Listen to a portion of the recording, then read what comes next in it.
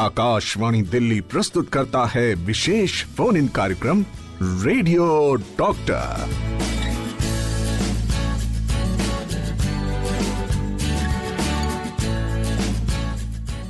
नमस्कार, आप सभी का बहुत बहुत स्वागत है रेडियो डॉक्टर में, इस खास शो में जिसमें हम स्वास्थ्य संबंधी बातें करते हैं, समस्याएं सुलझाते हैं और आपकी खुशहाली बनी रहे, यही तो ध्येय होता है इस शो का, जिसका नाम है रेडियो डॉक्टर। बहुत बहुत स्वागत है आप सभी का। मेरा नाम है शैली भाषांजलि और बहुत हर्ष हो रहा है, गर्व हो रहा है कि ऐसे विषय पर आज हम बात करेंगे जिस पर जानकारी की आवश्यकता तो है ही, लेकिन समाज में एक रिपलिंग इफेक्ट की तरह ये फैले, इसका प्रचार प्रसार हो। और इसीलिए आज हमारे साथ है doctor RP centre AIIMS Delhi के जो डॉक्टर है वहाँ के डॉक्टर जीवन सिंह तितियाल। बहुत बहुत स्वागत करती हूँ आपका सर। नमस्कार शैली जी। ये देखा जाए तो एक ऐसा सामाजिक विषय है, आई डोनेशन, ऑर्गन डोनेशन। इसके लिए मैं इस कार्यक्रम के जो संयोजक है शालिनी जी का धन्यवाद देना चाहता हूँ कि इस विषय में आज हम चर्चा करेंगे। इसके लिए अवेयरनेस की बहुत ज़रूरत है, समाज में लोगों को आगे आना चाहिए। और ये विषय ऐसा है जिसमें लोग घबराते हैं बात करने में भी, लेकिन हम जानते हैं पिछले कई सालों से इसमें काम हो रहा है, लोग आगे आ रहे हैं। भारत देश में भी ऑर्गन ट्रांसप्लांटेशन और जो कॉर्नियल ट्रांसप्लांटेशन हो सकता है आई डोनेशन के बाद, उसमें काफ़ी बढ़ोतरी हुई है। लेकिन अभी भी ऐसी सिचुएशन हमारे देश में है कि बड़े सारे लोग इसके लिए वेट करते हैं, उनकी आंखों का इलाज हो जाए, लेकिन जितनी डोनेशन हमें चाहिए उतनी हो नहीं पा रही है। इसलिए मैं समझता हूँ कि आज का जो चर्चा का विषय है इसमें जरूर लोग जो है इसको समझेंगे और आगे आएंगे, जिससे कि हमारी ये दुविधा खत्म हो जाए। एब्सोल्युटली। और ये आवाज जो आपने सुनी है वो आवाज है डॉक्टर आरपी सेंटर के chief, all India institute of medical sciences new Delhi के डॉक्टर जीवन सिंह तितियाल। और आपने खूब कहा कि आकाशवाणी का जो ये रेडियो डॉक्टर है और इसकी जो प्रोड्यूसर हैं डॉक्टर शालिनी मित्तल, ये किसी न किसी तरह से ऐसे डॉक्टर लाती हैं कि इनके नाम के आगे मुझे कई बार अनायास ही डॉक्टर जोड़ने का दिल करता है। चलिए ये गाना सुनते हैं और वापस आते हैं इस खास विषय पर, गंभीर विषय पर, जो है नेत्रदान और समाज पर प्रभाव। और रेडियो डॉक्टर में आगे क्या होगा, ये होगा कि 2 नंबर्स मैं अनाउंस करती हूँ, एक व्हाट्सएप नंबर भी है और आप अपने सवाल भेजिए सीधा chief of doctor RP centre जो कि एम्स में स्थित है, वहाँ के हमारे चीफ आए हुए हैं, डॉक्टर आए हुए हैं, डॉक्टर जीवन सिंह तितियाल, और आपके सवालों का उत्तर देंगे। जो विषय है नेत्रदान और उस पर समाज का प्रभाव। 23421080 and 23421084 are the numbers to call. और हमारा व्हाट्सएप नंबर भी है, आप जानते ही हैं, 9868107070। ये व्हाट्सएप नंबर है, इस पे लिखिए, इस विषय पर जानकारी जितनी ले सकते हैं आज रेडियो डॉक्टर में लीजिए। डॉक्टर साहब, सबसे पहले एक उत्सुकता होती है कि नेत्रदान की प्रक्रिया क्या होती है? मेरे ख्याल से आज का जो डिस्कशन है इसमें ये सारा कवर करने की हमें ज़रूरत है। इसमें 3-4 चीज़ें मैं कहना चाहूँगा। एक तो नेत्रदान की प्रक्रिया कैसे होती है, उसके बाद जो है आई बैंकिंग जो सिस्टम है उसमें इसका क्या, कैसे इसको प्रोसेस करते हैं, कैसे डिस्ट्रीब्यूशन करते हैं नेत्रदान होने के बाद, फिर वो कौन से लोग हैं, वो कैसे लोग हैं जिनकी आंखों की किस तरह की बीमारी है जिसमें नेत्रदान से फ़ायदा हो सकता है, और हमारे देश में कितने लोग नेत्रदान के लिए वेट कर रहे हैं या फिर जो केरेटोप्लास्टी के लिए वेट कर रहे हैं, और कितनी जो है बैकलॉग हमारी है, उसमें आज चर्चा करना चाहेंगे। तो पहला जो नेत्रदान की प्रक्रिया है, जैसे हम जानते हैं कि ये नेत्रदान किसी के मृत्यु के बाद ही हो सकती है, जिंदे आदमी में नेत्रदान नहीं हो सकता है। इसमें लोग जो है प्रतिज्ञा करते हैं, प्रण करते हैं, प्लेज करते हैं कि उनके नेत्रों का दान हो जाए, लेकिन मृत्यु के बाद जो बॉडी होती है उसके फैमिली की होती है, उनके फैमिली की होती है। इसलिए फैमिली को या परिवार को आगे आने की ज़रूरत है नेत्रदान करने के लिए। तो यहाँ पर इसीलिए ये टॉपिक हमने रखा है कि समाज में नेत्रदान का असर क्या है। तो एक देखेंगे, हम सब एक समाज के पात्र हैं, मरीज हो या डॉक्टर हो, हॉस्पिटल हो, आई बैंक हो, हम सब मिलकर समाज बनाते हैं। जी बिल्कुल। जब ये अवेयरनेस बढ़ेगी तो समाज में जो है एक चेंज आएगा। और हम जानते हैं कि हमारे देश में जो जनसंख्या है, जितनी मृत्यु होती है, उसके बाद आँखों के दान हो जाए तो सारे लोगों को जो आँखों के केरेटोप्लास्टी के लिए वेट कर रहे हैं, प्रत्यारोपण के लिए वेट कर रहे हैं, वो समस्या दूर हो जाएगी। जब भी किसी की मृत्यु होती है तो उनको जो है जो पास के जो हॉस्पिटल है जिससे आई बैंक अटैच है वहाँ फ़ोन करना चाहिए, जिससे कि टीम वहाँ पर आ जाए, काउंसलिंग हो जाए परिवार की, और यदि एग्री करते हैं तो हम कॉर्निया की जो टिश्यू होती है, हम पूरा आंख जो है आजकल निकालते नहीं है डोनेशन अच्छा, में। हाँ, हाँ। ये बड़ी अच्छी प्रतिक्रिया हमारे जी। चेंज हुई है। जी। केवल वही भाग निकालते हैं जिसे हम आगे की काली पुतली कहते हैं या कॉर्निया। तो कॉर्निया का रिम निकालते हैं कॉर्निया के साथ में। उसके बाद आंख में कॉन्टैक्ट लेंस लगा देते हैं जिससे कि आंखों का शेप खराब नहीं होता, चेहरा भी साफ दिख रहा होता है बिल्कुल अच्छी तरह से। तो इससे भी पिछले 10 सालों में बहुत चेंज आया है, लोगों की एक्सेप्टेंस बढ़ गई है डोनेशन के लिए। तो ये टिश्यू जो है एक मीडियम में ट्रांसपोर्ट होता है आई बैंक में, आई बैंक में उसका प्रोसेसिंग होता है, उसके बाद जहां पर जरूरत है वहां पर डिस्ट्रीब्यूशन हो जाता है। इसके बारे में हम आपसे और पूछेंगे कि जैसा आपने बताया कि जैसे जैसे एडवांस्ड होती जा रही है मेडिकल टेक्नोलॉजी और इस फील्ड में रिसर्च हो रहे हैं, वैसे वैसे बड़ा सोफिस्टिकेटेड होता जा रहा है। डॉक्टर जीवन हमारे साथ एक कॉलर जुड़े हैं, इनसे सवाल पूछते हैं, क्या बात करना चाहेंगे? जी बताइए, कौन बोल रहे हैं? परिचय दीजिए। गीतांजलि को रघुविंदर सिंह का नमस्कार। जी नमस्कार, बताइए डॉक्टर साहब से अपना सवाल कीजिए। नमस्कार। डॉक्टर साहब को भी सादर प्रणाम। नमस्कार। नमस्कार सर, मेरा सवाल यह है कि जिन लोगों का कोई ऑपरेशन हुआ वो ऑलरेडी, जैसे कैटरेक्ट का, मोतियाबिंद का, क्या उनकी आई भी डोनेट की जाती है? नंबर 2 कि अगर किसी पर्सन ने डेथ से पहले डिक्लेरेशन ना दी हो तो डेथ के बाद भी क्या उसकी आई डोनेशन उसके रिलेटिव कर सकते हैं? कृपया बताने का कष्ट कीजिए।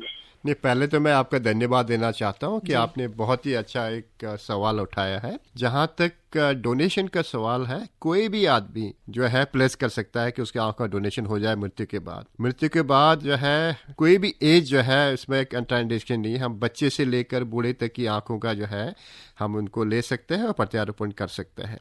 जिन लोगों को आंखों में ऑपरेशन हुआ हो, जैसे मोतियाबिंद का ऑपरेशन जैसे आपने कहा, या काला मोतिया या पर्दे का ऑपरेशन हुआ हो, उनकी जो है आंख की पुतली सही है तो उसका भी जो है डोनेशन हो सकता है, इसमें कोई कंट्राइंडिकेशन नहीं है। कुछ बीमारियां हैं जिसमें हम लेते नहीं है, जैसे कोविड से डेथ हुआ हो और या फिर उसको HIV से डेथ हुआ हो, या कैसे ऐसा इन्फेक्शन हुआ हो जो पूरे शरीर में फैल गया हो, या फिर आपने सुना हुआ रेबीज से डेथ हो गया हो, तो ऐसे में हम टिश्यू लेते नहीं है। एक्चुअली उसको हम ट्रांसप्लांट नहीं करते हैं। टिश्यू फिर भी ले सकते हैं, किसी की भावनाओं को यदि है तो भावनाओं का आदर करते हुए टिश्यू तब भी ले सकते हैं। जहां तक किसी ने प्लस नहीं किया हो, उसका डेथ हो गया हो, जैसे मैंने शुरुआत में कहा था, डोनेशन जो है आदमी नहीं करता है, डोनेशन फैमिली करती है। यदि वो फैमिली एग्री करती है तो डोनेशन हो सकता है। यदि फैमिली एग्री नहीं करती है, किसी ने पहले डोनेशन की इच्छा जाहिर की हो, तब भी हम नहीं ले सकते हैं। तो यहाँ पर आपने सही कहा है कि परिवार वालों को या उनके रिलेटिव को जो है आगे आना पड़ेगा डोनेशन करने के लिए। एब्सोल्युटली। और आपने डॉक्टर साहब आपने इसके पहले एक बात कही ना कि समाज तक ये बात पहुंचनी चाहिए,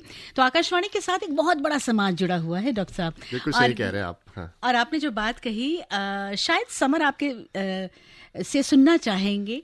इन्होंने लिखा है कि I want to know how can I donate my eyes to the society and which organ of eye if donated can help people overcome glaucoma?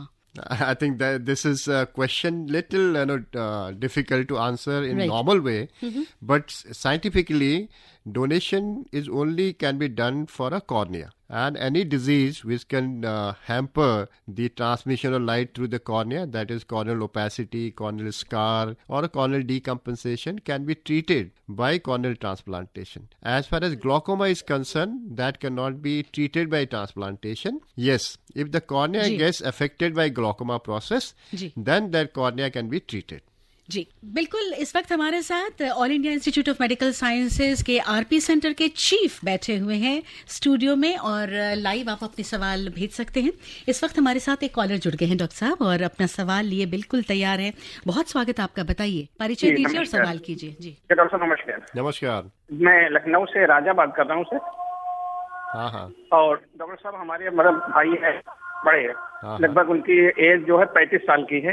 तो उनको 10 साल पहले जो है बुखार आया था, तेज बुखार, तो दिमाग पे चढ़ा था, उसके बाद बुखार आंखों पे उतर गया, तो रोशनी चली गई। तो यहाँ दिखाया तो बताने लगे कि रोशनी की जो नसें होती हैं वो जो है बिल्कुल सूख गई हैं। तो अब हम मतलब उनका इलाज काफी जगह लखनऊ में और जो इधर बाराबंकी में, सीतापुर में जो बड़े बड़े अस्पताल हैं, सब कहीं दिखाया है, लेकिन डॉक्टर लोग मतलब दूसरी आंख भी लगाने के लिए नहीं बता रहे हैं। तो इसमें मतलब कोई उपाय है कि मतलब उनको आंखें दूसरी लगा के रोशनी लाई जा सकती है क्या? हाँ, थैंक यू। मैं समझ गया राजा जी जो क्वेश्चन आपका है अपने भाई के लिए।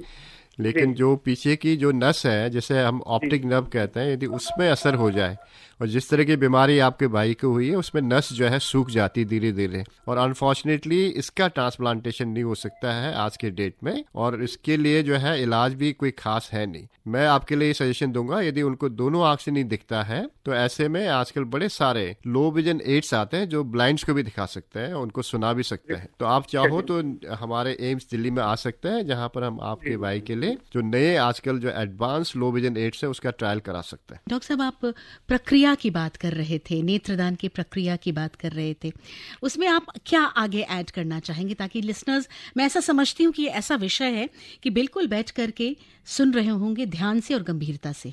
नहीं, बिल्कुल सही कहा आपने। जैसे मैं कह रहा था, नेत्रदान की जो प्रक्रिया है एक इंडिविजुअल की प्रक्रिया नहीं हो सकती है, इसमें समाज को आना पड़ेगा। इसमें जो हम पिछले कई सालों से भारत देश में आई बैंकिंग सिस्टम करीब करीब 100 साल हो चुके हैं जी। तो इसमें सबसे ज़्यादा महत्वपूर्ण जो भूमिका रही है सरकार की तो ज़रूर है, साथ में बड़े सारे एनजीओज हैं जिन्होंने इस फील्ड में काम किया है, जो समाज में रहते हैं और समाज के लोगों को अवेयर कराते हैं, उन लोगों को समझाते हैं कि अंगदान और देहदान और आंखों का दान कैसे कर सकते हैं। तो आज के डेट में समाज को आगे आना जरूरी है, उसमें एनजीओज, नॉन गवर्नमेंट ऑर्गेनाइजेशन की बहुत ही आवश्यकता है, और साथ में हमारे तरफ से भी जो है एक अवेयरनेस प्रोग्राम चलाते हैं जिसमें एजुकेशन, और उसमें right from the school children से लेकर के मोहल्ले में या फिर RWA से मिलके हम ये पूरा एक साल भर में ये प्रोग्राम चलाते रहते हैं अवेयरनेस का। और पिछले 38 सालों से देश में जो है एक 25 अगस्त से लेकर 8 सितंबर के बीच में हम फोर्टनाइट या फिर एक eye donation, national eye donation fortnight मनाते हैं। इस पखवाड़े में सबसे महत्वपूर्ण काम ये होता है, महत्वपूर्ण जो है, जिन परिवारों ने अपने प्रियजनों के मृत्यु के बाद आंखों का डोनेशन किया होता है उनको हम उनका आदर सत्कार करते हैं, उनको समाज में आगे लाते हैं, जिससे कि इसकी भूमिका ऐसी बने कि समाज समझे कि ये एक बड़ा नेक काम है। दूसरा, जो लोग इससे जुड़े हुए हैं, आई बैंकिंग सिस्टम, सरकारी सिस्टम, एनजीओज, उनका भी यहाँ पर हम आदर सत्कार करते हैं।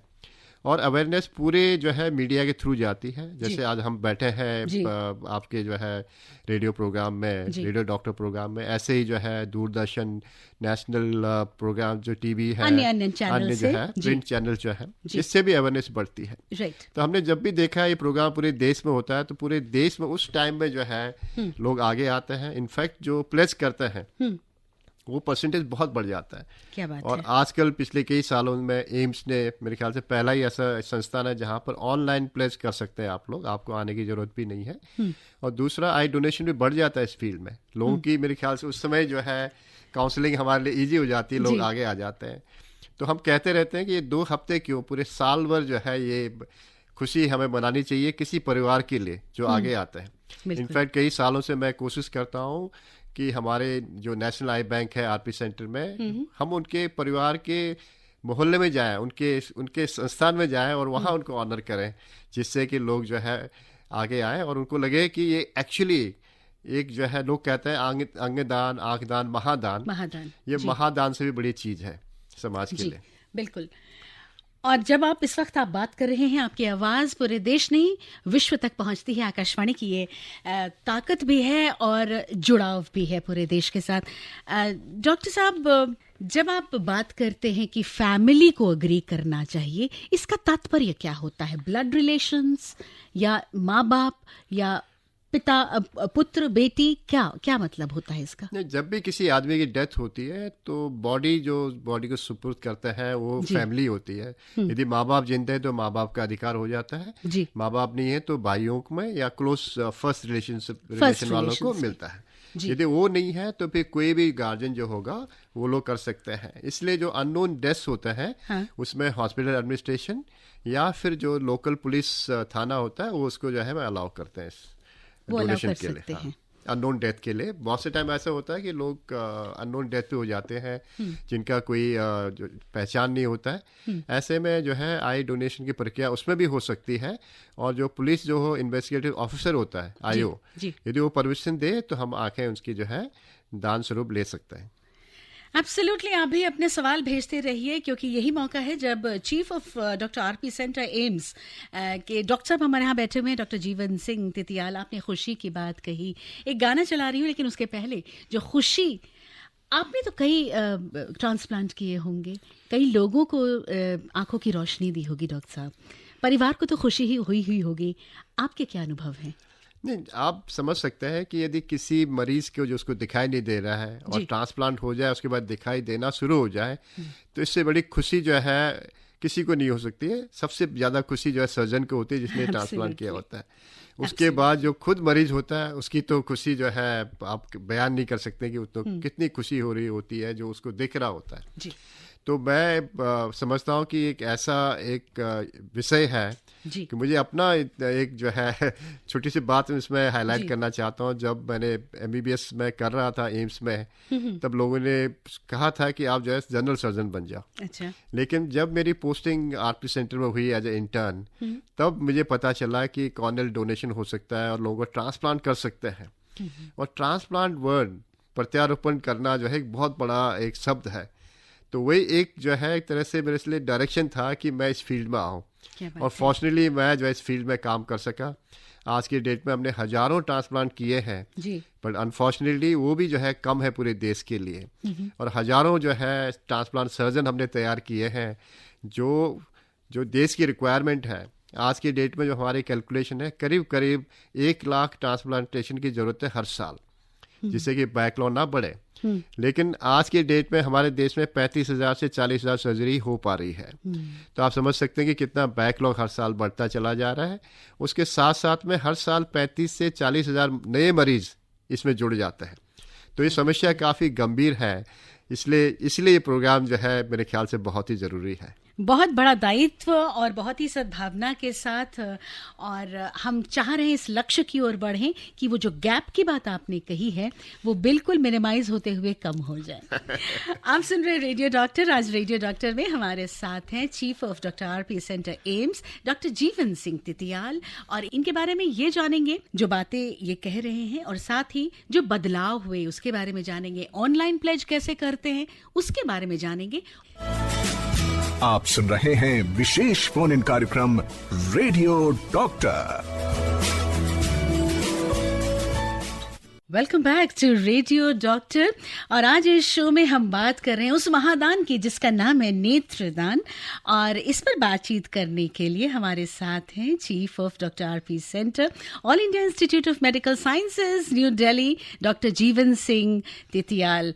फिर से स्वागत करती हूँ सर आपका, क्योंकि इतने लोग थोड़ा उत्सुकता बढ़ती जाती है, और देश नहीं देश की परिधि से बाहर भी लोग सवाल करते हैं। यहाँ पर हमारे साथ हैं अब्दुल राशिद चौधरी जो रावलपिंडी पाकिस्तान से लिखते हैं कि पार्शली ब्लाइंड हूँ, क्यों कोई ग्लासेस का नेम है, क्या कहना चाहेंगे आप? थोड़ा सा क्वेश्चन इनका क्लियर नहीं, लेकिन जो मुझे समझ में आ रहा है कि जो पार्शली ब्लाइंड है क्या उनका ट्रांसप्लांट हो सकता है? पहले तो मैं इनका शुक्रिया अदा करना चाहता हूँ कि हमारा प्रोग्राम सुन रहे हैं।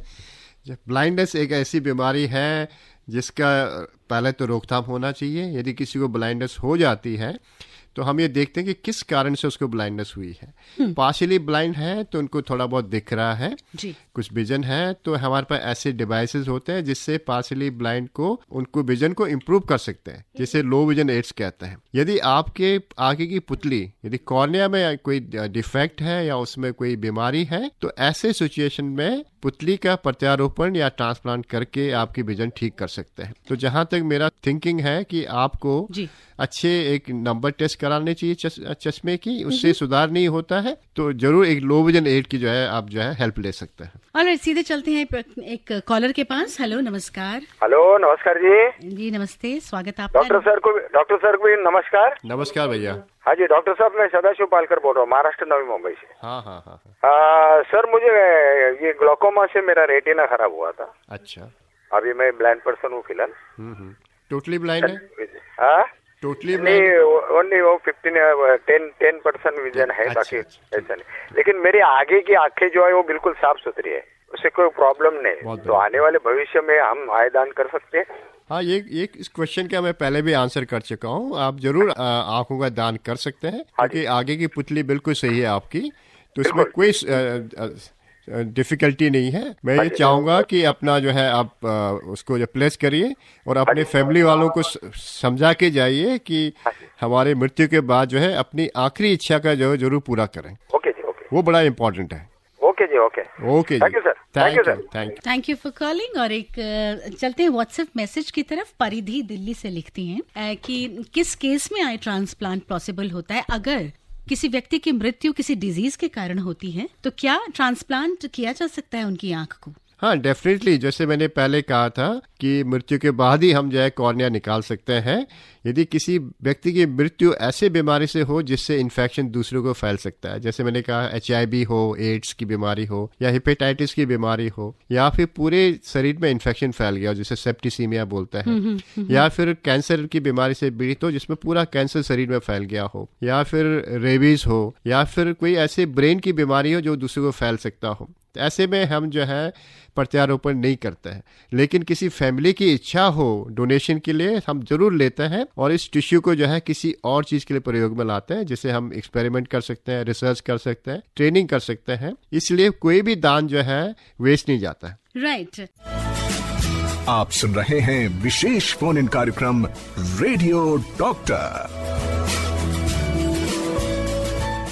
स्वागत आप सभी का एक बार फिर रेडियो डॉक्टर में। और आपको फिर से रिमाइंड करा दूं कि आज हमारे साथ हैं डॉक्टर RP सेंटर के chief doctor Jeevan Singh Titiyal. Doctor Jeevan Singh Titiyal यहाँ पर आपको शुक्रिया अदा कर रहे हैं। समर ने लिखा है कि जो आप बातें कह रहे हैं ना, तहे दिल से शुक्रिया अदा करना चाहता हूँ। एक और प्रश्न था, अंतिम प्रश्न था, जो ये कह रहे हैं कि क्या फ्यूचर में सर कोई ऐसा ऑल्टरनेटिव आने वाला है जो डायरेक्ट एक्सटर्नल कैमरा को ब्रेन में फीड करके किसी तरह से ब्लाइंड लोगों के लिए कुछ किया जा सकता है? नहीं, बड़े सारे रिसर्च इस फील्ड में हो रहा है कि कैसे हम ब्लाइंड पर्सन को जो है दुनिया दिखा सकते हैं। ऐसे अभी हमारे पास बड़े एडवांस लो विजन एड्स आ गए हैं जो टोटली ब्लाइंड आदमी को भी जो है उस सिस्टम के द्वारा जो है करीब करीब 5 फीट तक दिखा सकता है, आदमी को पहचान सकता है, उसके बारे में डिटेल बता सकता है। जहां तक ये कह रहे हैं कि कैमरा सिस्टम आंखों में फिट हो जाए, उसमें रिसर्च चल रही है। अमेरिका में और यूके में रिसर्च है जहां पर ऐसे चिप्स आंख के अंदर लगा देते हैं जिसके द्वारा इमेज जो है ब्रेन को जा सकती है। और अभी ये काफी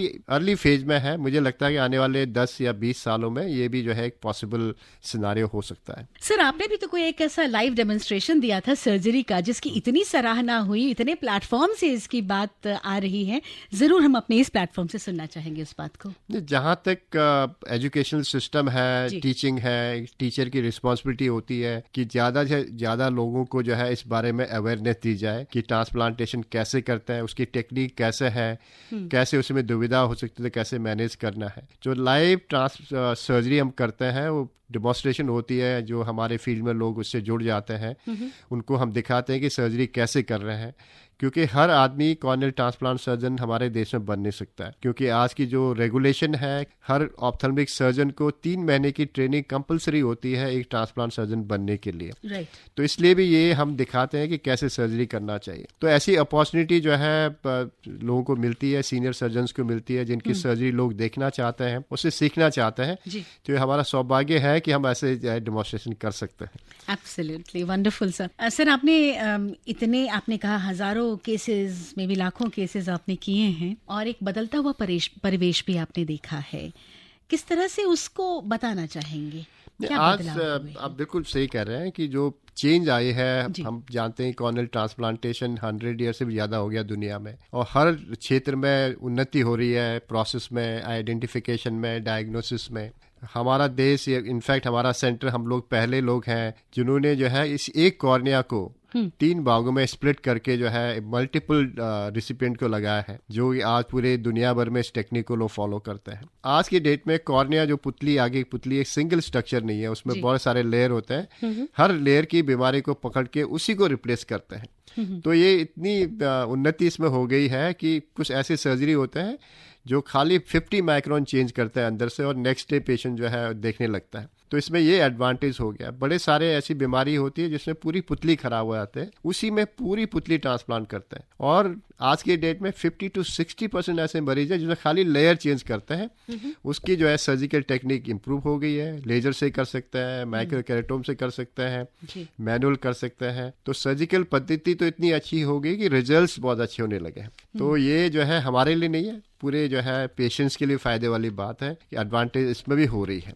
लेकिन उसके लिए जो पुतली हमें दान में मिलती है उसकी क्वालिटी अच्छी होनी जरूरी है जी। जब भी किसी की मृत्यु हो जाती है जितने जल्दी हो सके प्रक्रिया हो जानी चाहिए डोनेशन की। हम जानते हैं कि क्लासिकली हम कहते हैं 4 से 6 घंटे के बीच में जो है दान हो जानी चाहिए। ये जल्दी का कितना सर विंडो देते हैं आप लोग? हाँ, करीब 6 घंटे का विंडो होता है। लेकिन विंटर है, यदि आपका मॉर्चरी एयर कंडीशन है और बॉडी फ्रीजर में है तो हम 10 से 12 घंटे के बीच में भी टिश्यू ले सकते हैं, क्योंकि टिश्यू सर्वाइव करते हैं उतने लंबे समय के लिए। कई बार इंटरस्टेट ट्रांसफर्स भी होता है, वो भी हो जाता है। उसके लिए जो है हमारे पास बड़े सारे ऐसे मीडियम्स होता है जिसे हम प्रिजर्वेटिव मीडियम कहते हैं, जिसमें टिश्यू को रख करके उसको ट्रांसपोर्ट कर सकते हैं। आई बैंक में टिश्यू जो है करीब 4 दिन से लेकर 2 हफ्ते तक टिश्यू को प्रिजर्व कर सकता है। तो ये सुविधा भी जो है पिछले कई सालों से हम लोग दे रहे हैं पूरे देश को। प्रिजर्वेटिव मीडिया जो है पूरे देश को आरपी सेंटर एम्स बांटती है, जिससे कि आई बैंकिंग संस्था आगे चलते रहे। ऑलराइट, कभी कभी ये कहने को जी चाहता है कि रेडियो डॉक्टर में कभी कभी ऐसा विशेष अति विशेष कार्यक्रम आता है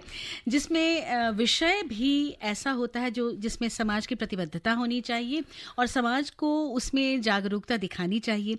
वैसा ही आज शो है नेत्रदान और समाज पर प्रभाव, और हमारे साथ हैं chief of doctor RP centre, all India institute of medical sciences new Delhi के डॉक्टर जीवन सिंह तितियाल जी, और हम बात कर रहे हैं नेत्रदान की, समाज पर प्रभाव की।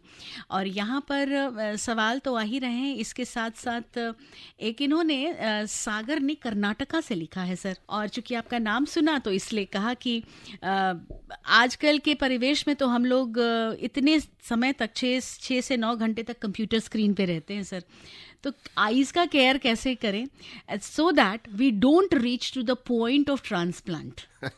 जी, जैसे कह रहे हैं कि कंप्यूटर्स में या फिर इलेक्ट्रॉनिक मीडिया में काम करके जो है आगे की पुतली खराब नहीं होती है, लेकिन जरूर जो है आंखों में ड्राइनेस हो सकता है, आंखों में थकावट हो सकती है, स्ट्रेन हो सकता है, हेडेक हो सकता है, आपकी नज़र जो है खराब हो सकती है, क्योंकि आपको जो है मायोपिया हो सकता है। तो इसकी रोकथाम कर सकते हैं। जब भी आप इलेक्ट्रॉनिक सिस्टम में काम कर रहे हैं तो हर 2 घंटे में ब्रेक लीजिए, 5 से 10 मिनट के लिए बाहर देखिए, दूर देखिए, हरी चीज़ें देखिए, आंखों को पलकों को झपकिए। यदि आपकी नज़र साफ नहीं है तो किसी अच्छे ऑप्थेल्मिक सेंटर में जाके अपना रिफ्रैक्शन करा लीजिए जिसके सही नंबर लग सके।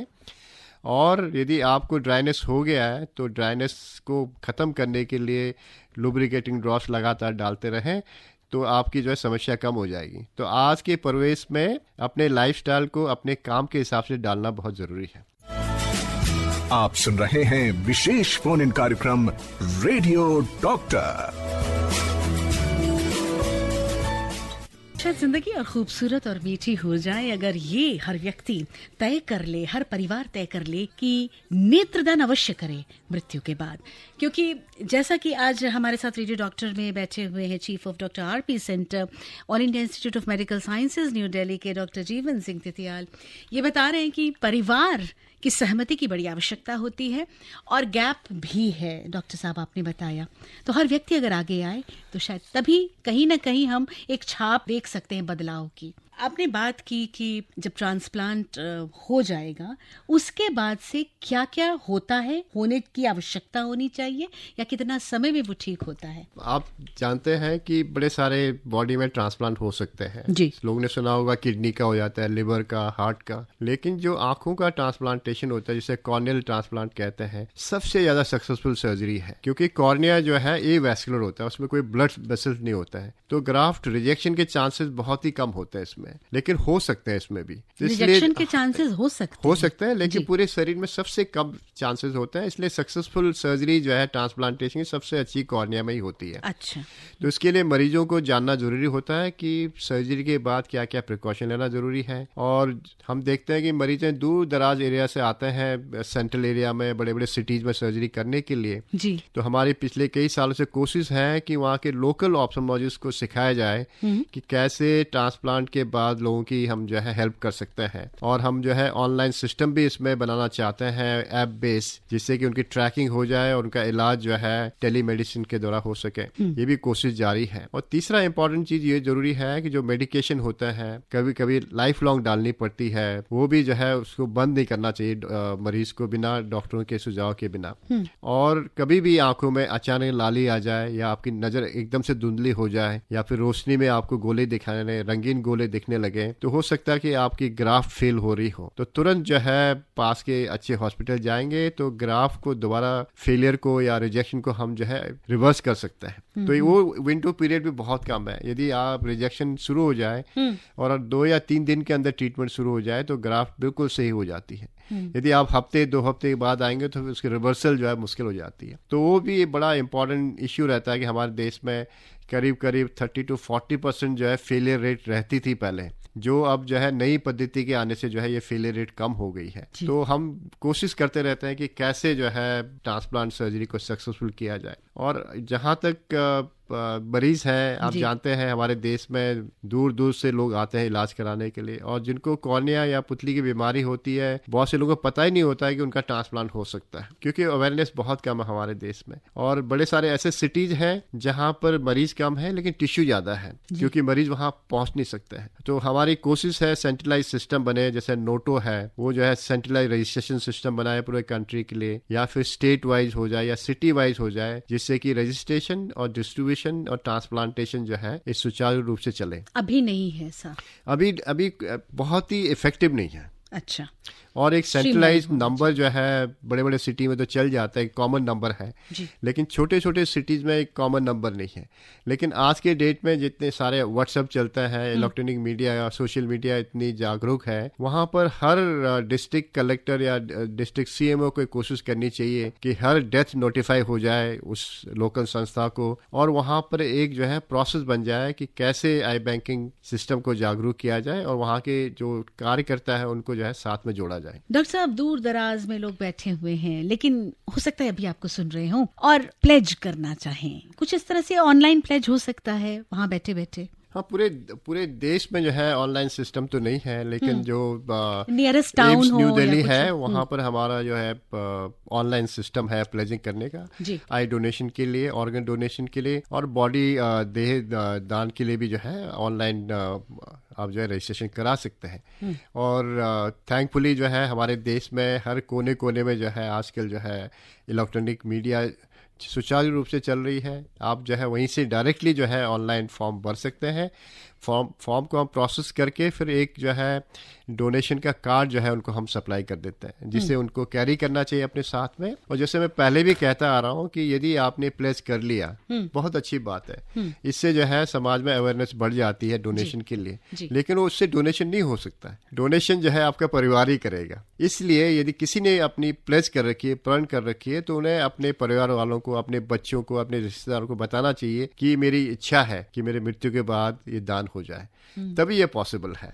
तो कार्ड जो है इफेक्टिव है, लेकिन उसकी जानकारी और लोगों को होना बहुत जरूरी है। इसमें 2-3 मेरी एक मुहिम है। एक तो जो ड्राइविंग लाइसेंस है उसी में एक कॉलम आ जाए कि I have donated my eyes. बहुत बढ़िया जी। तो उससे भी जो है बड़े सारे कंट्रीज में ये है, विदेशों में है। अच्छा। उससे जो है आपको सुविधा भी बहुत मिलती है। दूसरा जो है एक प्राइमरी स्कूल में या मिडिल स्कूल में एक ऑर्गन डोनेशन के ऊपर एक चैप्टर बने, क्योंकि बच्चे हैं जो इसको बड़े अच्छी तरह से समाज में जागरूकता ला सकते हैं। और तीसरा जो है फ्यूचर में एक लॉ बनना चाहिए जिसमें किसी ने प्लेज कर रखा हो तो उस अंग का दान जो है कंपलसरी हो जाए, उस उसमें फैमिली की जो है ज़्यादा मंदी की जरूरत ना पड़े, तभी जो है मुहिम जो है बहुत सही ढंग से आगे बढ़ सकती है। और भी आप देखेंगे बड़े सारे ऐसे समस्या जुड़ी है जिसे हम कहते हैं myths.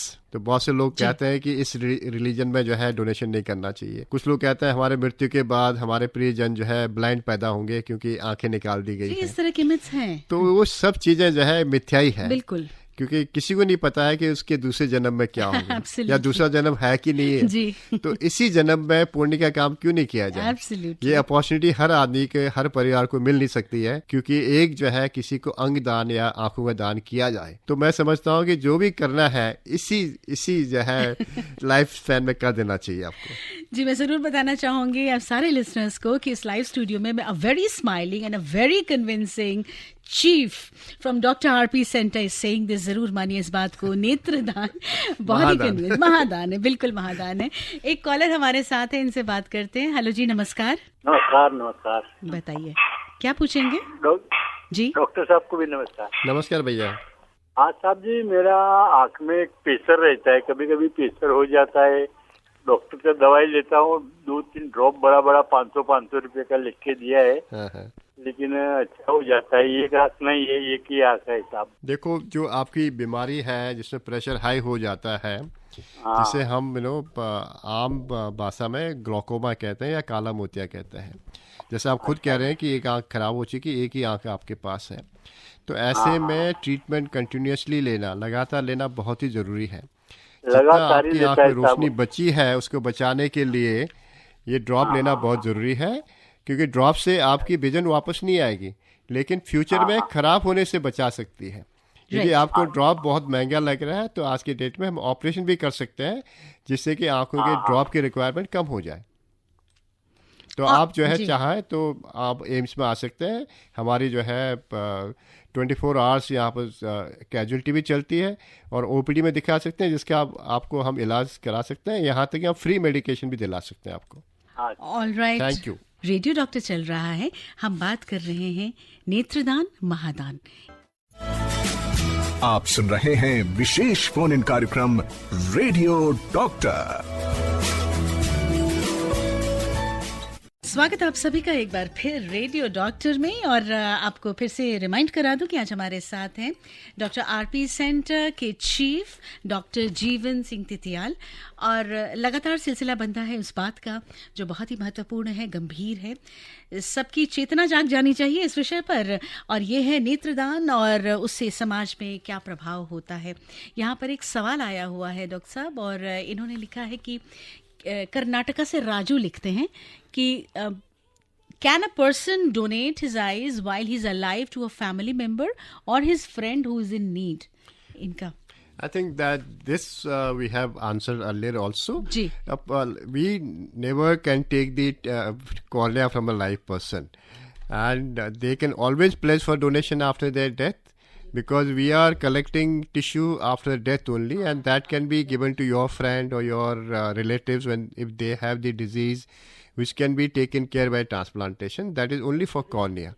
And live corneal retrieval is not possible. It's not allowed legally also. The only tissue which can be taken out is the skin, or you can go for liver, part of liver, kidney, even heart is also after the person's brain death. So you have 3 categories. One is the live donation, kidney and liver, or a tissue, skin, or you have a brain dead donation. That can be done for any organ. And third is immediate after death, that is cornea. Alright, आगे बढ़ते हैं हम। आपने कुछ process की बात की, किस तरह से आई डोनेशन होता है, कैसे दिया जाता है, परिवार का की सहमति चाहिए। तो इस प्रोसेस में कभी कभी चैलेंजेस भी आते होंगे सर, कभी कभी कॉम्प्लिकेशंस भी आते होंगे। क्या लगता है अनुभव से, थोड़ा सिंपल हुआ है क्या ये? डेफिनेटली जो है ये सबसे चैलेंजिंग काम है किसी भी आदमी के लिए, कि ऐसे ग्रीफ के सिचुएशन में ऐसे चीज के बारे में बात करें जिसको परिवार वाले सुनने के लिए तैयार नहीं होता है। तो इसके लिए हम लोगों ने ऐसे लोगों को तैयार किए जिसे हम ग्रीफ काउंसलर कहते हैं।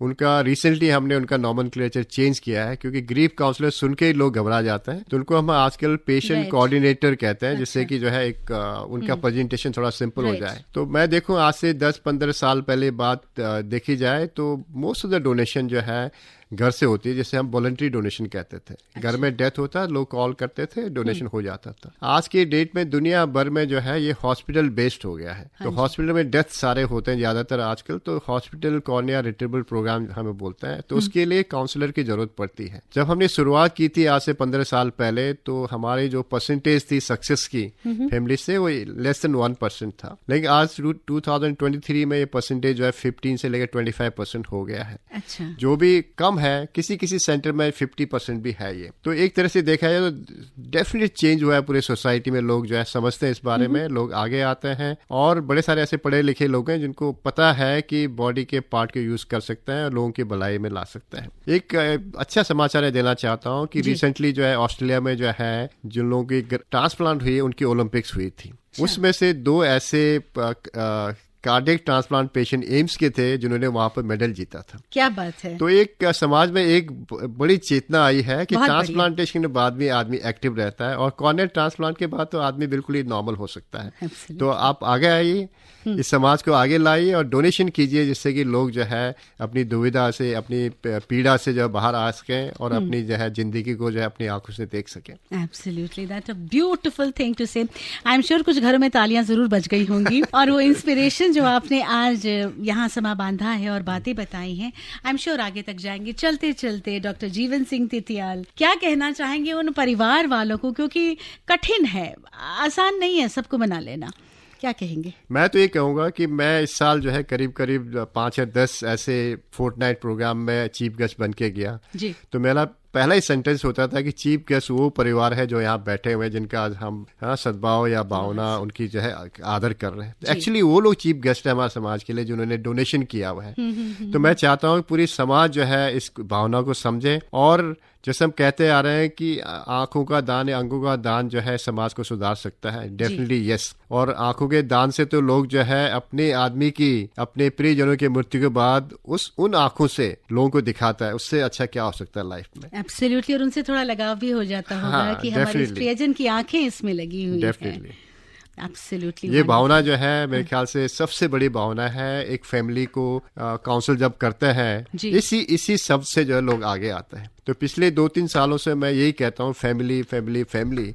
तो थोड़ा सा लोगों की चेतना जो है इसमें चेंज हो रही है, क्योंकि अभी तक हम कहते थे आंख डोनेट करिए, तो वो आदमी तो कर ही नहीं सकता है, कैसे डोनेट करेगा उसकी मृत्यु के बाद। राइट। तो अब मैं कहता हूँ फैमिली डोनेट कीजिए। अरे वाह, क्या बात है। इसी नोट पर बहुत धन्यवाद, बहुत ज्यादा धन्यवाद करना बहुत बहुत धन्यवाद आप लोगों का भी, बहुत अच्छा लगा इस प्रोग्राम में आकर के। आपने सुना डॉक्टर आईपी सेंटर के चीफ डॉक्टर जीवन सिंह तितियाल को, जो all India institute of medical sciences का पार्ट है, आज रेडियो डॉक्टर में उनकी बातें। मेरा नाम शैली भाषांजलि, नमस्कार। अभी आप आकाशवाणी दिल्ली से विशेष फोन इन कार्यक्रम रेडियो डॉक्टर सुन रहे थे। कार्यक्रम की प्रस्तुतकर्ता थी शालिनी मित्तल।